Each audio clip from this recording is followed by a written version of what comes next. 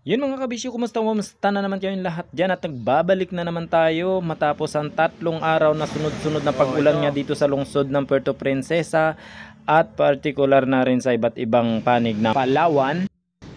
Yan, medyo nagpahinga tayo konti sa ating mga kalukuhan sa ligo-ligo. Nangawil tayo sa harap ng Ford. So, yun. Ngayon naman mga kabisyo ay masaya kong ibinabalita sa inyo na nakarating na nga yung sticker natin na nagmula pa sa Dipolog City kay Estika Boss Dipolog, no? Napaka legit mga kabisyo. At sa mga nagnanais pala magpagawa kabisyo ng kanilang mga logos, no? For business, for inyong mga motorcycle, kung gusto niyo ng mga decals, para sa inyong mga business, no? Kahit anong uri ng business 'yan, mga ano ba, mga label, no? Label ng inyong mga tawag dito, yung mga dinidikit-dikit sa mga product ninyo, ganun.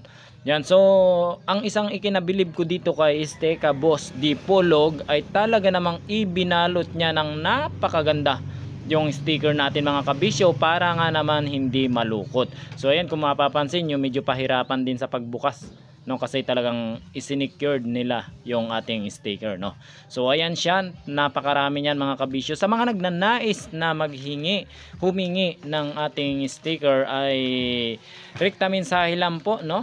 Kung gusto niyo namang rumekta dito sa shop ko dito sa Barangay San Jose, Puerto Princesa City, kilala naman tayo dito sa Lombo Street, no. So ayan, 2x2 ang sukat nito mga kabisyo. Niliitan lang natin kasi nga medyo short budget tayo, kasi kapag ka maliit kabisyo ay mas marami, no.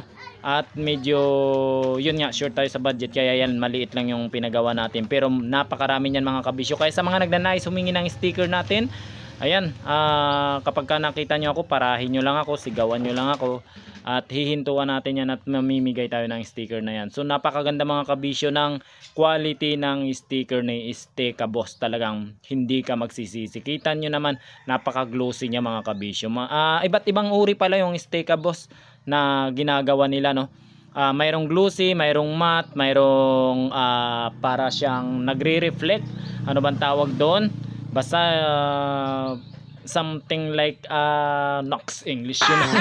Yung parang lisensya hologram, yun mga kabisyo, ganong logo yung gusto nyo, ay mayroon din silang ganong klase. Tapos sa decals naman mga kabisyo, lahat ng ore ng motorsiklo mga kabisyo ay mayroon po sila. Tama po ang narinig nyo mga kabisyo, mayroon po sila nun, no? So yun, muli sa mga nagnanais kabisyo, ilalagay ko yung logo nila dyan at saka yung FB page. Ipa-flash natin dyan sa screen natin. Ayan, kung nakikita nyo yan, irekta mensahe nyo na lang mga kabisyo. Pero kung medyo nagdududa kayo at gusto nyong sa akin dumaan, bahala kayo, papatungan ko yan. Papatungan natin syempre yan. Pero legit po talaga, ako na po nagsasabi sa inyo, napaka legit talaga na Esteka Boss Dipolog. Sobrang legit na legit talaga mga kabisyo. At saka yung sticker nyo, pagdating ay walang ka-damage kahit konti. Ayan, kung makikita nyo, pinipisil-pisil ko pa nga. Nagandaan kasi ako mga kabisyo, kasi ito hindi mo na kailangan i-cut-cut, kasi ready for fill na lang siya, no. Kumbaga tinatanggal na lang, no. Tama ba yung term na ginamit ko, fill, no, or filling?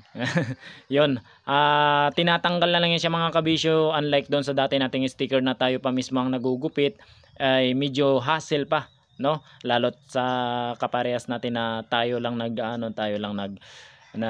kumikilos dito sa shop, tapos medyo pagod na rin tayo, tapos kakat pa tayo pagkagabi ng ano, kaya medyo lumipat tayo sa maganda-gandang paprintan ng sticker na kagaya nga nito na naka-cut out na. Yan, kung mapapansin nyo, tinistingan ko yung sticker nila Punitin. Ayan, papel yan. Tapos itong nasa daliri ko, yan, yung hinihimas ko na yan, talagang napakasulit mga kabisyo. Hindi siya papel, kundi ano siya, plastic siya mga kabisyo. So muli, sa mga nagnanais magpaano ng sticker nila mga kabisyo, ito yung kanilang FB page, ano natin ulit sa screen. Ayan, so maraming salamat kabisyo. At syempre sa Esteka Boss Dipolog, lubos po akong nagpapasalamat sa inyo. Maraming salamat, kasi binigyan niyo ako ng malaking diskwento sa sticker ko na to. Bilang isang content creator na nagsisimula pa lamang, ay talagang medyo na ano pa tayong maglabas ng pera, at hindi pa naman talaga din tayo kumikita, kasi kita nyo naman sa followers natin, napakakunti pa po. Ayan, samantalin ko na rin pala ang video ito mga kabisyo, no.